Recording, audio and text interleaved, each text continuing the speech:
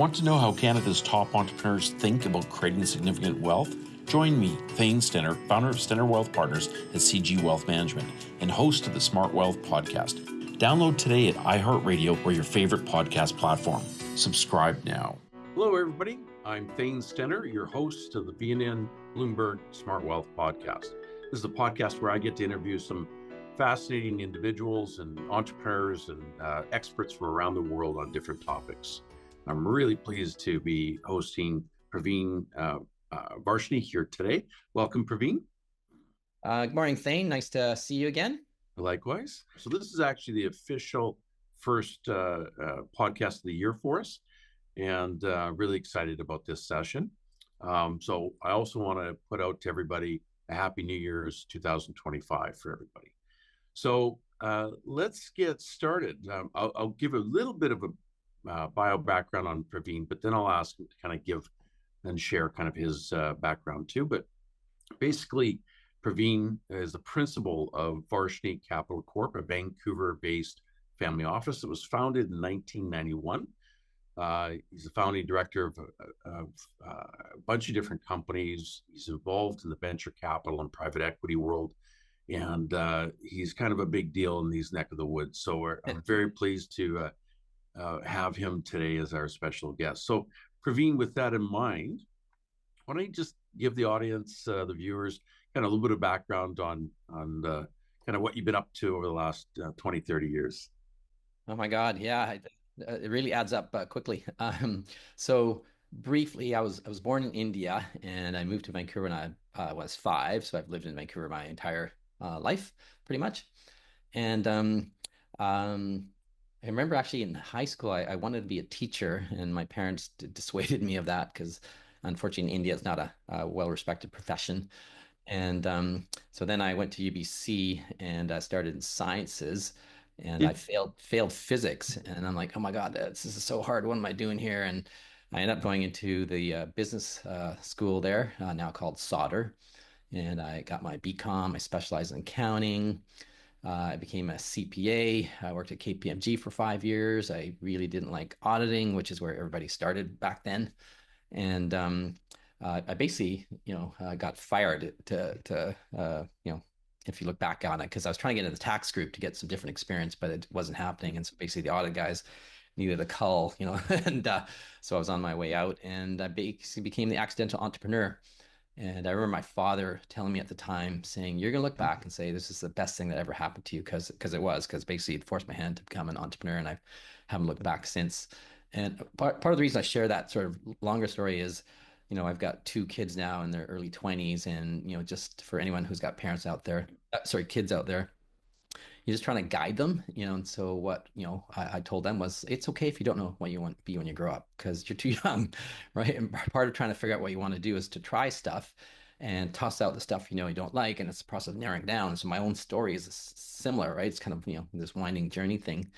And anyways, after I became an entrepreneur with my brother and my father, we created a handful of very successful companies in a variety of sectors. Had some good exits, and we ended up creating our family office. And so that's where I've been spending the last, 24 years, basically. And, after some exits, we could give, our money to manage to someone like you, or we can manage ourselves. So our full-time job is just really managing our investments and our capital. And we'll do a bit of passive investing where we just stroke a check, but for the most part, we like to actively work with our entrepreneurs because we can add a lot of value over and above and beyond the check. So by being an advisor or on the board or even part-time CFO, until the company can justify and afford a full-time CFO, because a lot of our businesses are early stage. That's sort of what we know well and do best. And so just, advice, guidance, having been entrepreneurs walking the walk, we can, as I said, provide a lot of value, and it's fun, being part of an early stage company and helping them grow and ultimately exit.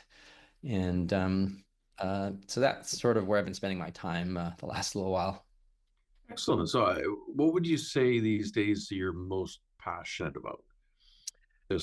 So part of the journey, so going back to in my mid-20s, one of our first companies that was very successful was a casino company. called Thunderbird Gaming.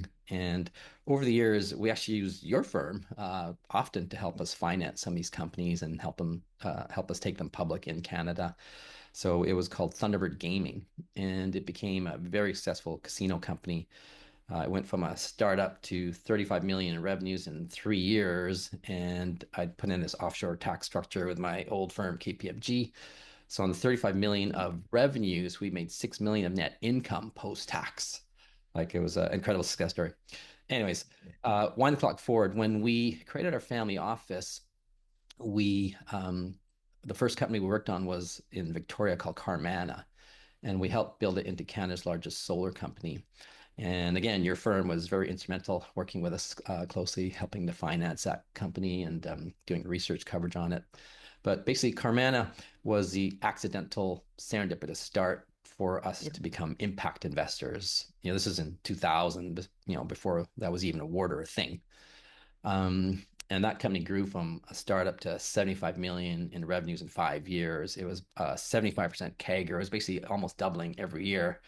And that gets harder, as to keep Yeah. doubling at the base, getting bigger and bigger.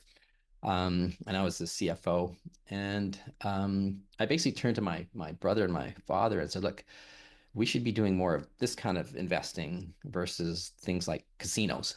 And no disrespect to many people that make their living in that legal industry, the way I kind of summarize the journey to become focused on impact investing is three things.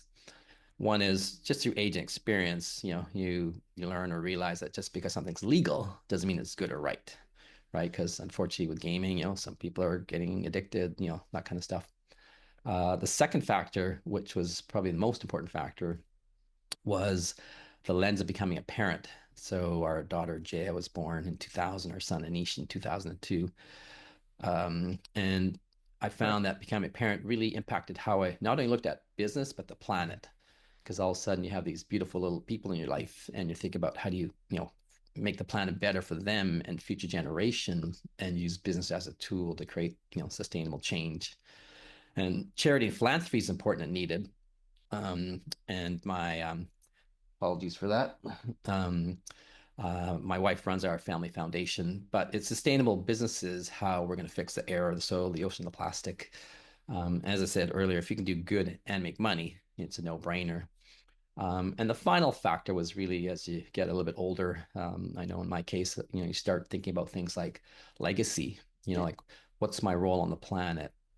Why do I exist? When I die, is anybody going to care? Is anybody going to show up at your funeral? What are they going to say about you? And so it's been really fun just, making impact investing a focus.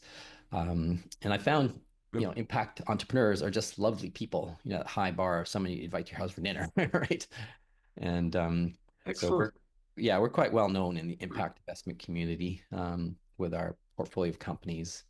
I definitely agree with that. So what's it been like working with your dad as the original kind of Varshney Yeah.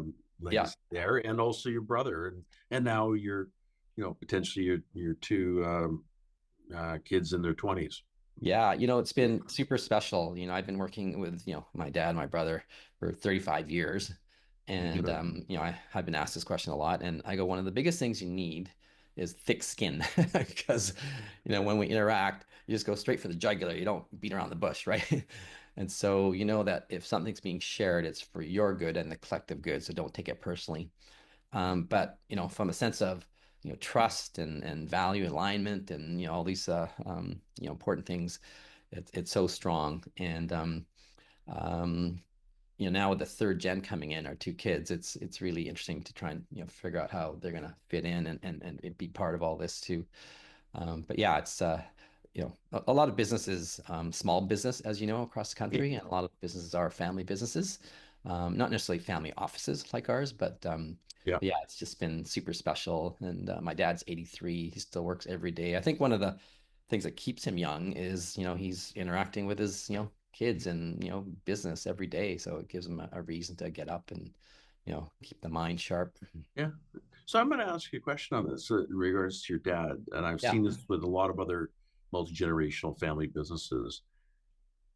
I've seen some business families, what they'll do is they'll the son will call the father by his first name at work, Right. and then outside of work, he calls him dad or father, Right. just to differentiate which hat he's got on. Do you guys do that by chance? You know what? Not so, I guess, like black and white definitively, but a little bit. Okay. Okay. And because dad, he's so well known by a lot of our friends and younger colleagues, right? Some of them actually even call him dad, right? So Very well, like that. Very well. Okay, everybody, we're going to take a quick break and we'll be right back. So stay with us. Want to know how Canada's top entrepreneurs think about creating significant wealth? Join me, Thane Stenner, founder of Stenner Wealth Partners at CG Wealth Management and host of the Smart Wealth podcast. Download today at iHeartRadio or your favorite podcast platform. Subscribe now. So we're back with Praveen Varshney, special guest today. So let's get started again. So in your career, what would you say top 3 lessons that you've learned in your career? Because I mean, you and your family have accomplished many, many things. Googled you online and looked at all the different accomplishments and awards and speaking engagements and whatnot. But what 3 things would you say really stand out that you've learned in your successful career to date? So one of the first things I would say is, recognizing that, we have brands, people have brands, just like companies have brands. And I've made integrity a cornerstone to build my personal brand. And integrity, I've actually helped write a couple of chapters of some books on this topic. Peter Thomas is a well-known entrepreneur, real estate entrepreneur. He started Century 21 Real Estate in Canada. Yep. So his book, Life Manual, and his second book, Be Great. If you find them, you'll see some of what I'm going to share in more depth. But basically, I say that there's 2 types of integrity. Excuse me. The first one is an internal integrity, which is being true to yourself and your values. And the old, how do you act when nobody's watching, right? So, when kids are young, if we tell them you shouldn't litter, when you're in the forest by yourself, you shouldn't litter, right? So there's that internal integrity. And I find, that's a good one because once you have alignment and clarity on your values, it's like a beacon, lighthouse that can kind of get you back on track if you go off track. The second one is, more relevant from the business perspective, but it's that external integrity. And so the way I phrase that is it's basically saying what you mean and doing what you said you're going to do, like basically keeping your promises. And even better, it's something that I created an acronym for. I call it UPOD. UPOD is how you spell it. So that stands for under promise and over deliver, as opposed to the opposite, OPUD, which is over promise and under deliver. And I used to use these expressions and acronyms so often that basically I trademarked them, and my trademark in North America just ran out, and I just renewed it. But if you can, UPOD in all areas of your life, you become this go-to person that everybody wants on the team. It's like, when you're young and you're, on the sports field and they're picking teams, second captain, first pick, I'm picking Thane, right? So it's the same thing happens in, life and business world. If you develop this reputation as a crusher, you get more asks. And so I found that, even small ways, when, you're going to a meeting, we told our kids, if you're on time, that means you're late, right? That way you always be early, right? Phone calls, sometimes you just set the expectation because you're giving yourself buffer to exceed it. But if I tell you after this phone call, I'm going to send you something tomorrow, and I've sent it today, right? You look smelling like a rose. So anyways, integrity to me is a really important one. And integrity, because of that second one, that external integrity, it's allowed me to have business success that's led to financial freedom, that's then led to time freedom.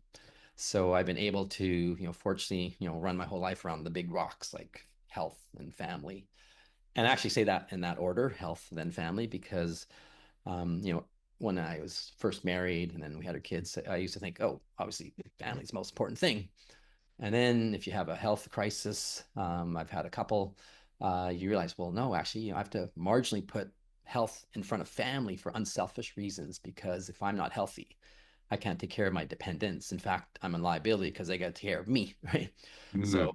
So often when it's like, when you're on the airplane and you got to put your oxygen mask on before the kid, because if you're dead, the kid's dead, right?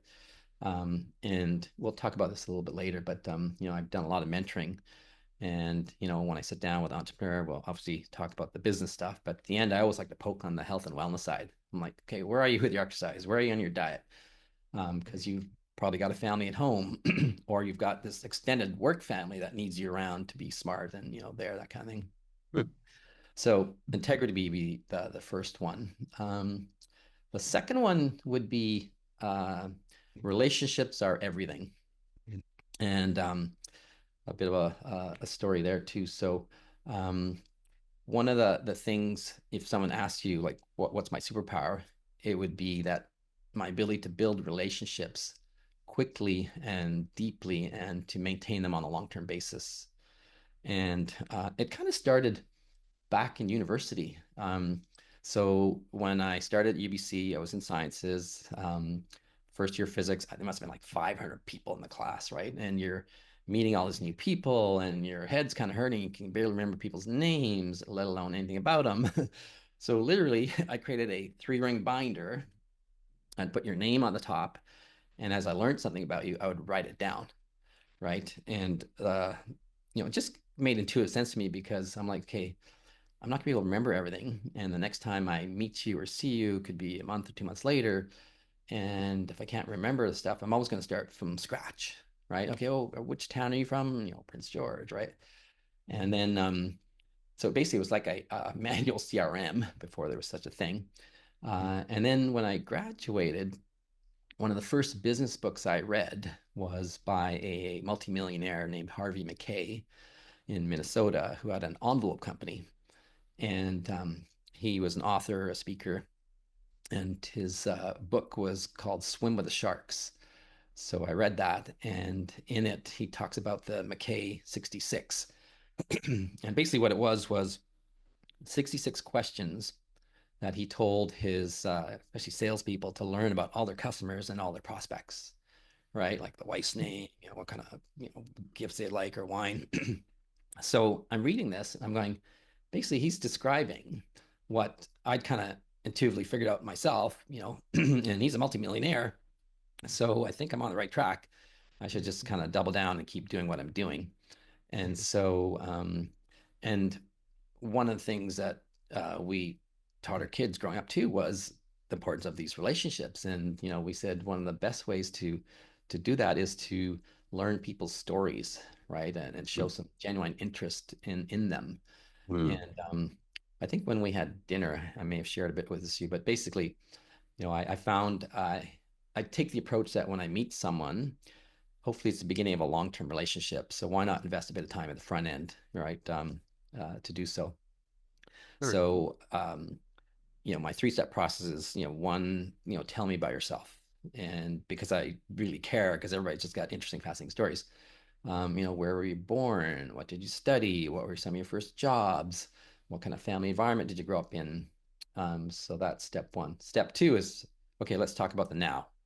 Okay, so what's your company? When did you start it? Why did you start it? That kind of thing. And then step three is where you're trying to get to. And with that foundation of 1 and 2, I find I can share a piece of advice, guidance, or a contact that can help you on your journey.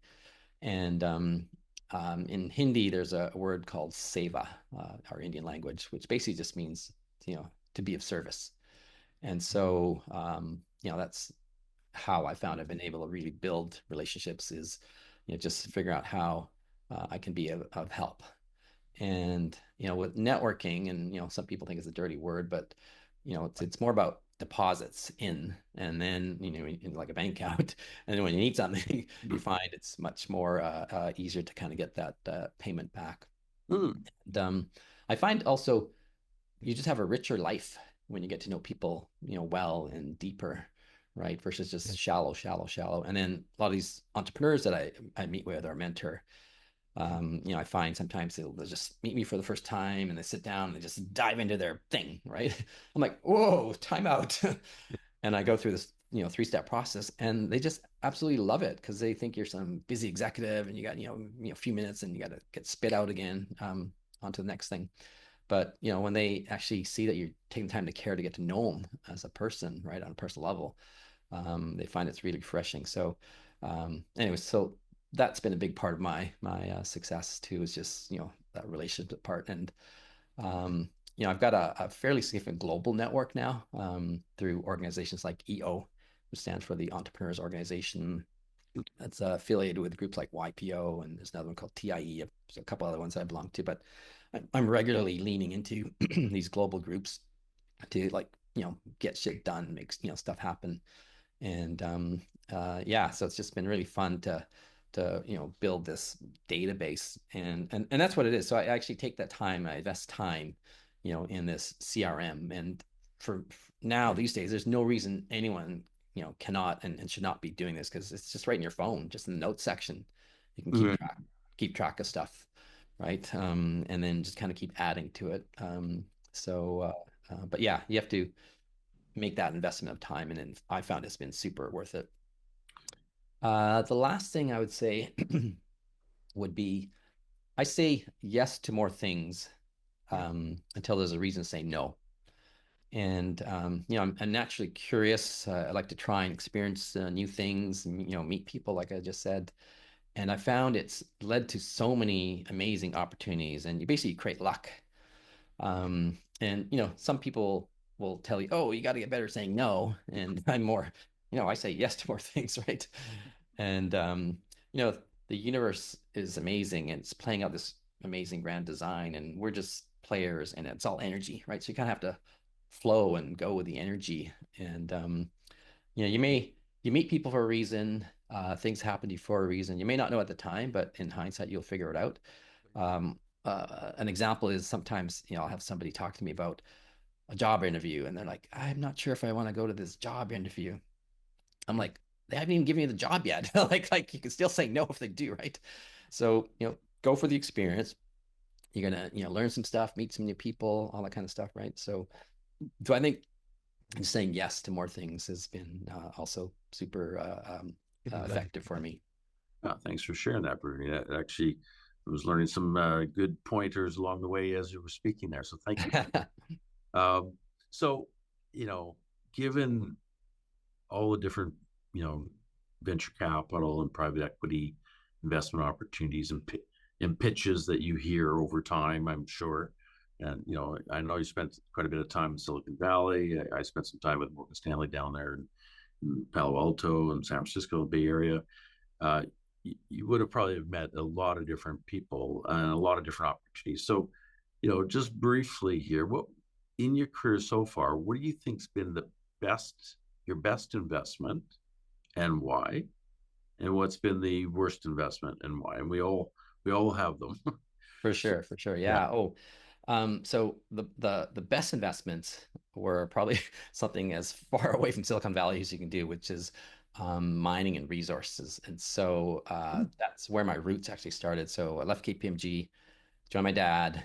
My brother came later, but the first venture I worked on ended up becoming a multi-billion-dollar diamond mine in the Northwest Territories, northern Canada. And it's I actually love sharing the story because it's so interesting and fascinating how diamonds were once discovered in Canada and how we participate in it.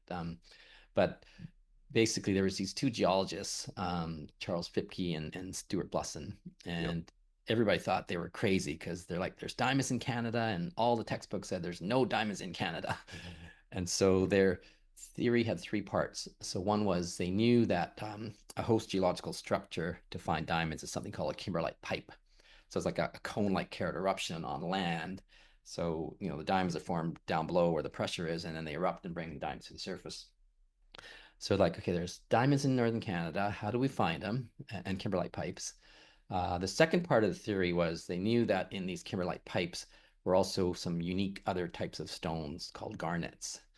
And the third part of their theory was, when the glaciers melted, receded in northern Canada, they would have scraped the tops of these kimberlite pipes and left what's called a debris mineral train. And so through a very simple exploration technique called soil sampling, they got down on their hands and knees and just grabbed hunks of soil and analyzed it. They discovered these unique garnets that weren't here, but they were here, and they traced them back to the pipe. And when they found there was no more garnets here, they realized the pipe was here because they got scraped like this, and they drilled and discovered kimberlite pipes, and that's how diamonds were discovered in Canada. And what happens in mining and the resource sector is when there's a big discovery, there's a big staking rush, just like the gold rush days. And so our little, junior public company went up there and grabbed a bunch of land. And there's another expression in mining, the next best place to find a mine is next to an existing one, right? So we grabbed a bunch of land in and around where they were, and then we followed the exact same exploration technique and discovered our kimberlite pipe. And resource exploration is like life sciences. The small guy, takes the risk, and then you try and find a big partner to provide the capital and the experience to take you to the promised land. So we brought in De Beers as our partner, and we spent $1 billion turning this into an actual operating, producing diamond mine that's still producing diamonds today. Diamond mines are rare to discover, and our stock basically went from pennies to $9 a share. And I'm 25, 26. I've just left KPMG. I'm like, whoa, this is fun. Sure beats accounting. So that, and then we had another one. I won't get into too much detail on it, but it was called America Mineral Fields. There was a very successful company called Diamond Fields in Canada that was looking for diamonds in Labrador, and they discovered nickel, and it was a multi-billion-dollar exit. But so we had this project in Zaire, DRC, Congo, and that stock went from 30, 40 cents to $30. So we've done really well in the resource sector, and it's become a smaller part of what we do, but that's one of the legs we work on. So I'd say those are two of the the best ones from a sort of a wealth creation, and also when you create a mine like the one in North of the Territories. I remember flying in, and it's all flat. You got a runway, then you see a few buildings, and you see the pipe where they're digging. But the jobs, like thousands of jobs, a lot of First Nation jobs. So it's a lot of pride in actually creating value that way. Agreed. Okay, everybody, we're going to take a quick break. So please stay with us. We'll be right back. Want to know how Canada's top entrepreneurs think about creating significant wealth? Join me, Thane Stenner, founder of Stenner Wealth Partners at CG Wealth Management and host of the Smart Wealth Podcast. Download today at iHeartRadio or your favorite podcast platform. Subscribe now. Welcome back, everybody. We're with Praveen Varshney, our special guest. So let's get started. So Praveen, I mean, obviously you've had, thanks for sharing that story, first of all, on some of the successes and wins. And I think you mentioned you were in your 20s when you had that first one, which is a pretty cool experience. What about the duds? What about the things that, the main one that you kind of, that hurt? Yeah, there's so many of these coulda, woulda, shouldas, and some of them were just my own personal greed. Like, you could have exited something and you think it's going a lot higher and you don't. And anyways, but the worst one was actually just recently. It was last year. So we had an investment in an electric bus company from Europe, and it was doing so well. They'd raised their last round at a $2 billion pre-money valuation.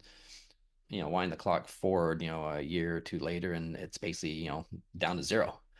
And so frustrating. And basically, it comes down to a few things. One, just mismanagement, right? Stupid decisions by the team. Yep. And, when you do a bit of forensic stuff and you realize like they had no regard for OPM, other people's money. One of the things that has held us in good stead all these years is, we invest our own capital, but we're often leveraging other people's money, right? Through the public markets, right? Yes. Like the Canaccord financings. And so the way we would approach it is we can't treat our investors' money like our own. We actually have to treat it better than our own. That's a higher standard, right? Because I feel like such a schmuck, when I lose someone else's money. I don't like losing money, but I feel even worse when I lose someone else's money who's, backed you and, trusted you, right?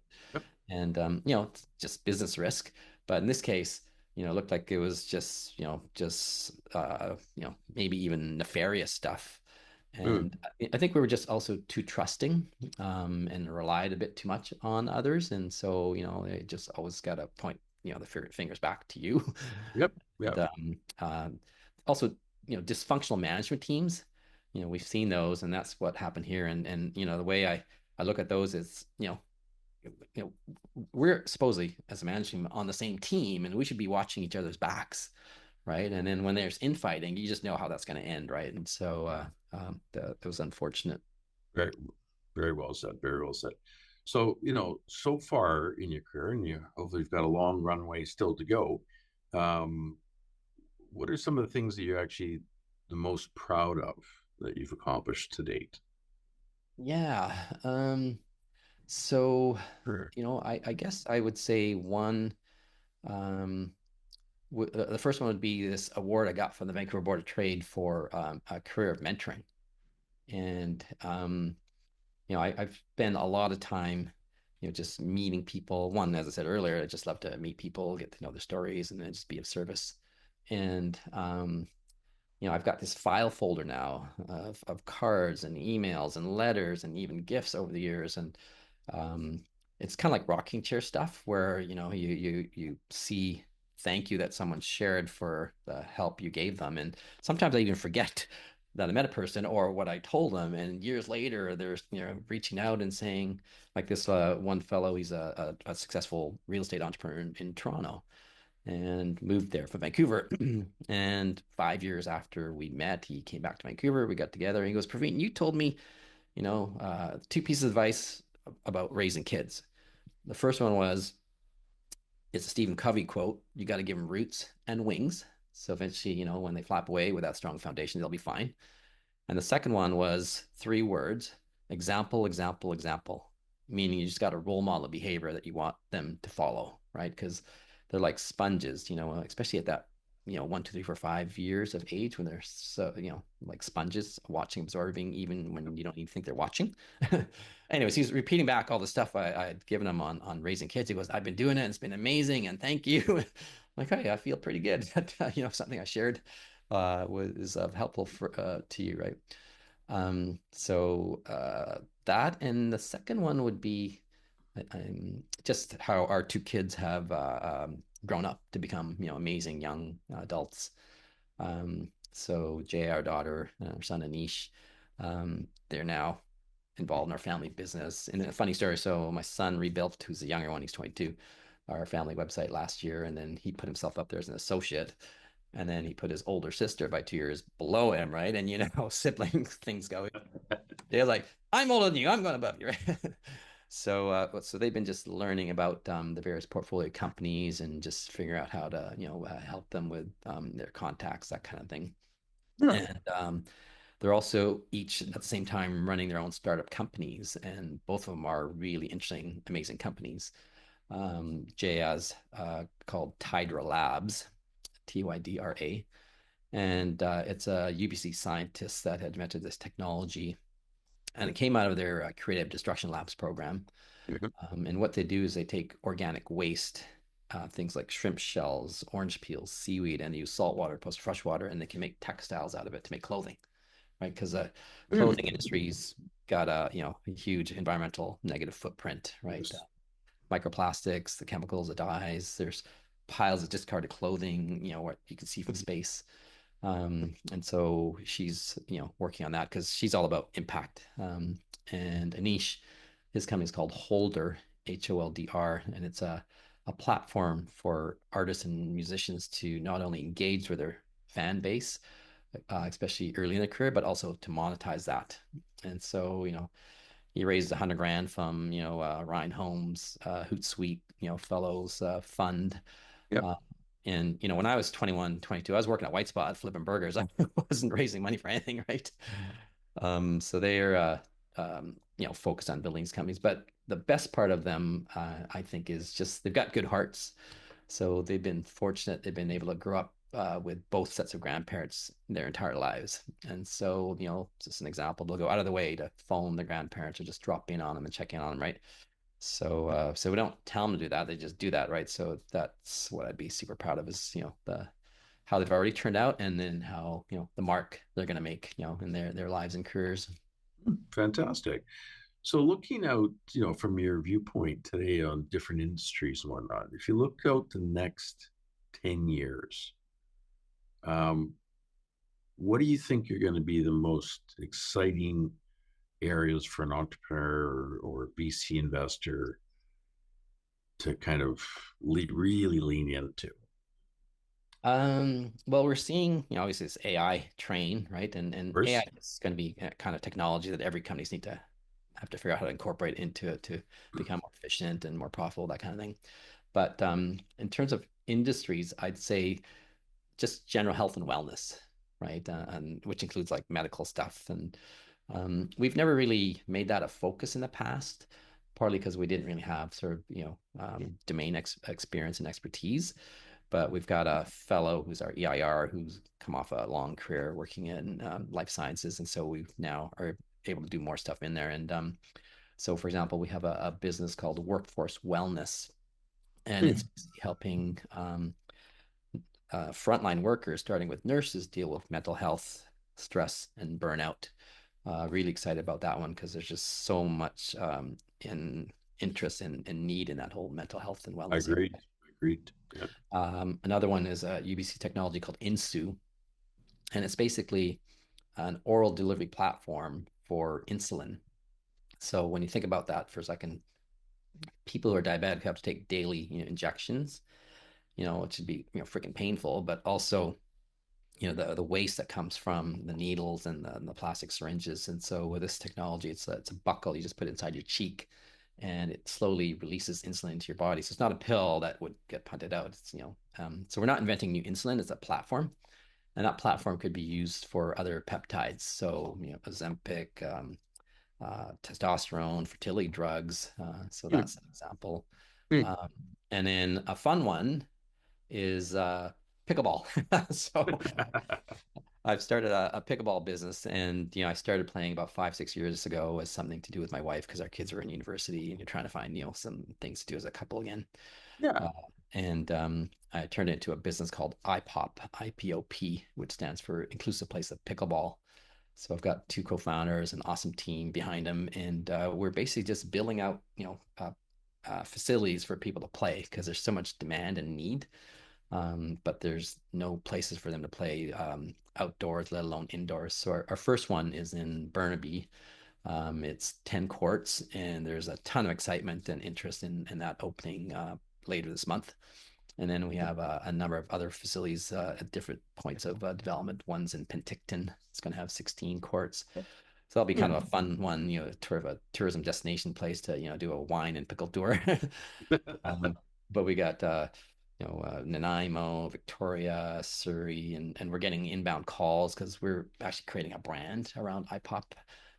But we got a call from Moose Jaw, Anchorage, San Francisco, and so that's a fun one in the health and wellness space. And I know I promised to take you out to play pickleball, so we still have to do that.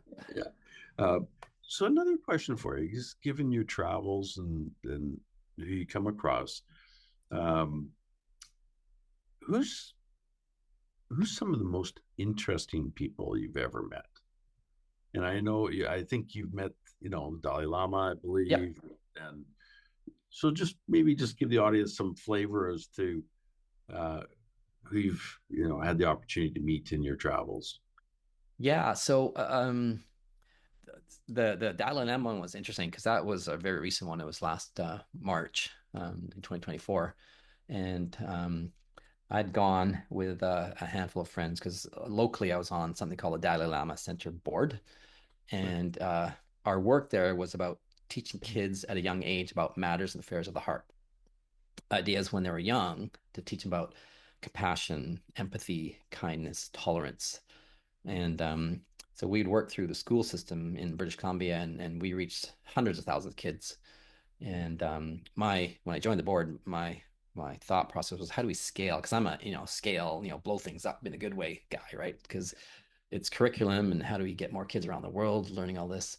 And unfortunately, the charity became a victim of COVID, and after I think 20 years, it got shut down. But me and one of my fellow directors were like, not on our watch. We got to figure out how to keep this thing going.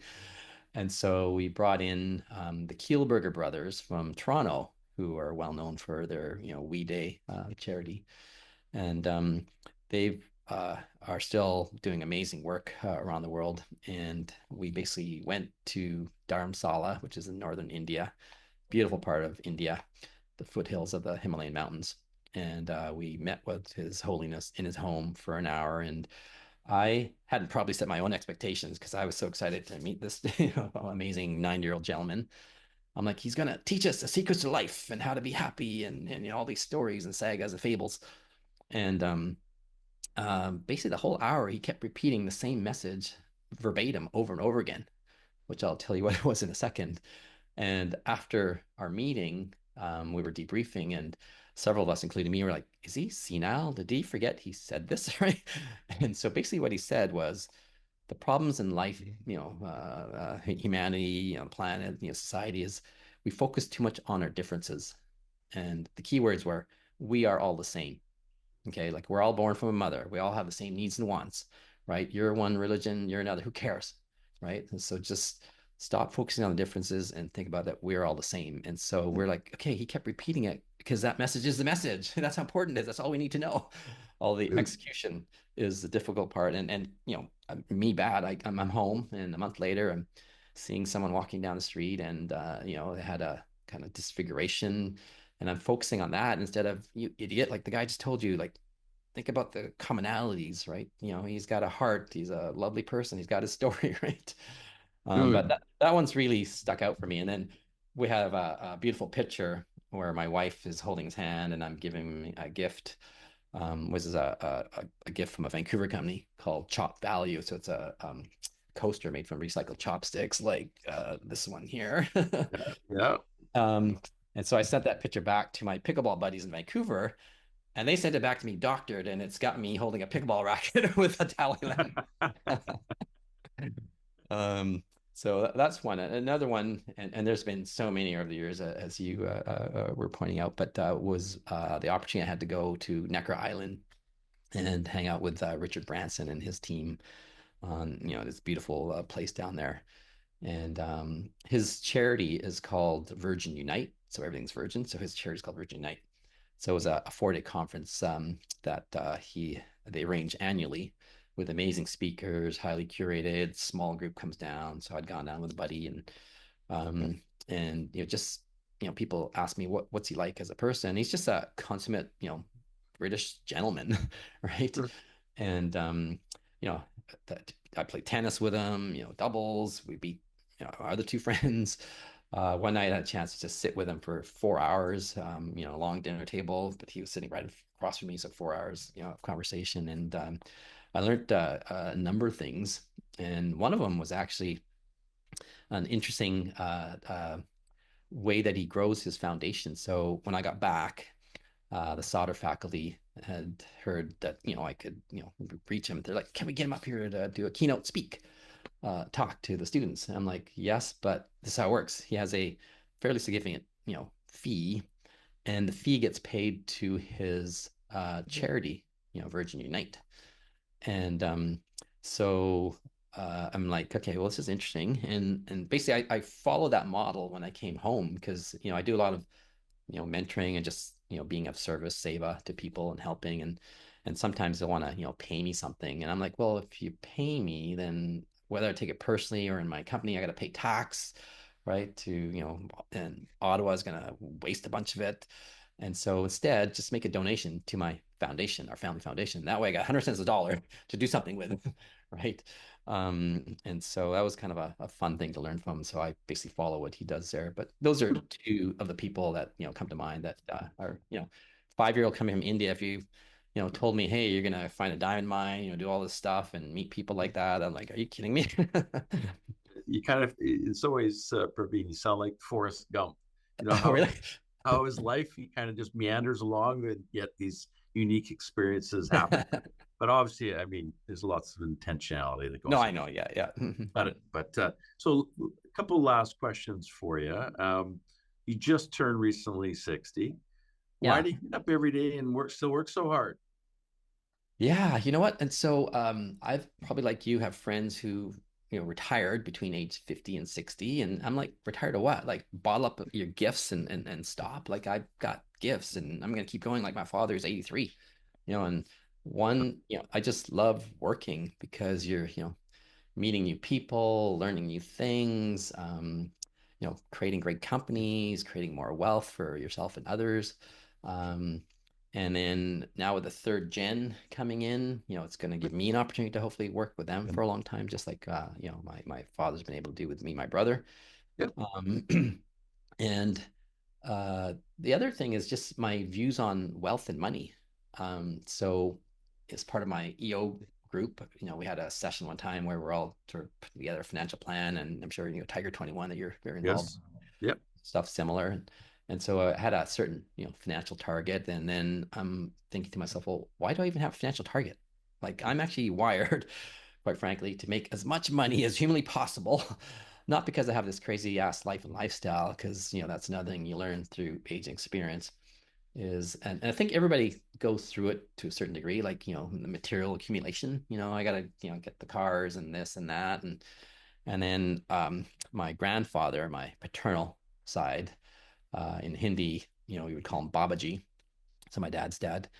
He didn't speak a word of English, and when he would come to Vancouver and live with us for periods of time, one of the concepts he taught us when we were young, it's a Hindi expression translated that basically says, the pleasures of life come from simple living.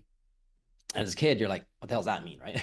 Then when you get older, you realize, okay, I get it. Basically, he's saying that it's about less possessions, less stuff, less is more, right? Because you get all the stuff, now you're worried about being lost and stolen and damaged, and it's just headaches, and you go more variable, and you learn to focus on experiences, right? So I'm basically, trying to make as much money as I can, not because, I'm trying to fuel this crazy ass life and lifestyle, but more I look at money as energy and a tool. Mhm. And I think of four buckets, right? And this is stuff that we taught our kids as well was. So the first bucket is the life and lifestyle bucket. So if you like going to a restaurant and ordering whatever you want and not worrying about price, although you look at it because of interest sake, you need a full bucket. Um, and then my second bucket, and travel is a big part of what we do too. Like we'll spend a lot on travel. The second bucket is my charity and philanthropy bucket. So I'm trying to make more so I can give away more. And I've never done drugs, but by helping and giving and donating, I find I get my big endorphin hit, and then I'm looking for my next hit, right? Mhm. And a good friend of mine, his name is Dave Richardson from the Richardson family. We're having lunch one time, and he had set up his foundation with his wife Pamela, and he was telling me, he goes, Praveen, Pam and I are having so much fun giving away this money with a warm hand, right? Versus when we're dead and gone. Yep. I'm like, dude, you just nailed it. That's why I love what I do. Because I like to see the benefit of it versus letting it accumulate and something happen when I'm, not here. Mm. Um, and then my third bucket is my angel investing bucket. So I'm one of the more active angels in our community. Sure. And obviously I like making money, but when I do my angel investments, it's more about seeding someone and helping them get going. Um, and often what I'll say is like my, 25, 50 grand, 100 grand, angel check is not going to change your life. What's really going to change your life is my advice, guidance, and contacts. But I'm trying to hopefully help you become successful. So then you or your fellow entrepreneurs have some financial freedom and some time freedom, and then now you can go fund another entrepreneur or a charitable cause. So I'm trying to replicate, multiply, build an ecosystem. And then my last bucket, I call it my random acts of kindness bucket. So it's just, bleep off money that you can do whatever you want with, right? So example, my personal trainer at the time, student loans up the yin yang with a BKin degree, hadn't had a holiday in years. I'm like, here's just $2 cash, have a nice dinner and a bottle of wine on me, right? And she's like, oh, thank you, thank you, thank you. And I'm like, I spend that much on my lunch almost every day, kind of thing, right? So to me, money is just this. It's energy. It's like a river. You gotta let it flow. You can't dam it, block it, and hoard it, right? So I think of these four buckets. But yeah, that's why I get up every day and do what I do, and impact investing. It just gets you excited to get up and do what you're doing because of the change that you can make, in the world and the planet. It's fantastic. And thanks for sharing that, Praveen. So the last question, this is a bonus question. If your wife was on this video Uh-oh. interview with us right now, this podcast, and I asked her, what's it like living with Praveen and being married to Praveen? What would she say? Oh my God. Well, I mean, she's been amazing. Just as a life partner. She's also CPA, although she, left her career just to focus on family and the extended family and, charitable work and that kind of stuff. Um, and, she would say that I'm probably still a hypocrite sometimes, right? So I talked about some of my advice I give to young parents. And then, for friends who are gonna get married or recently married, I go, here's the secret. I've been married now 33 years. Um, I go, just learn what your spouse does and do more of that. And the stuff, she doesn't like, do less of that.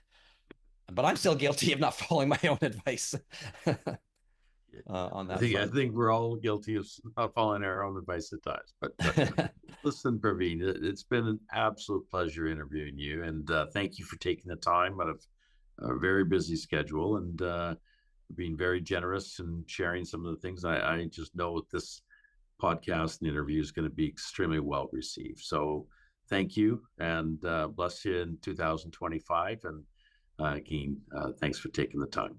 Thanks for having me, Thane. All right. Cheers. Absolutely.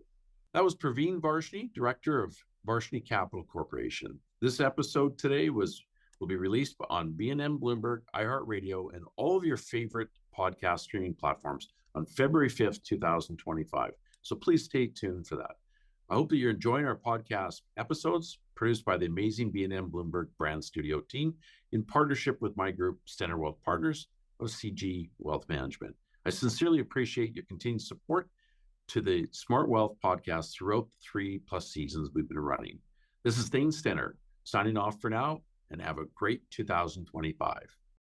The comments and opinions expressed in this podcast are the results of work done by Stenner Wealth Partners Plus. They may differ from the opinion of Canaccord Genuity Corp. And should not be considered as representative of Canaccord's beliefs, opinions, or recommendations. All views expressed in this podcast are provided for informational purposes only and do not constitute an offer or solicitation to buy or sell any securities. The statements expressed herein are not intended to provide tax, legal, or financial advice, and under no circumstances should be construed as a solicitation to act as a securities broker or dealer in any jurisdiction. All views are intended for general circulation only and do not have any regard to the specific investment objectives, financial situation, or general needs of any particular person, organization, or institution.